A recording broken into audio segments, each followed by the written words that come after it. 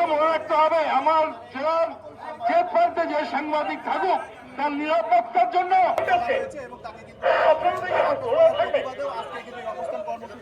অবস্থান কর্মসূচিতে নাটোর জেলার এবং উপজেলার সমস্ত সাংবাদিক এবং ঘোষণা করেছেন এবং তারা সবাই কিন্তু এই মুহূর্তে নাটোর জেলা প্রশাসনের সামনে অবস্থান করছেন। আমরা এখানে যারা ক্যামেরা পার্সন রয়েছে তাদের যে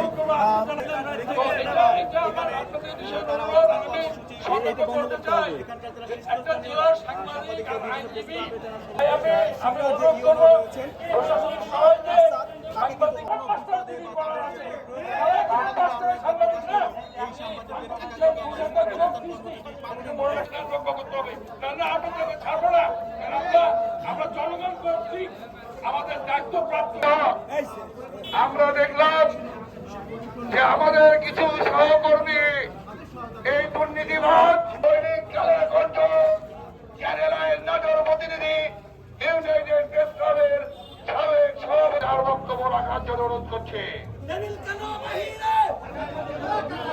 আমার ভাই হাজতে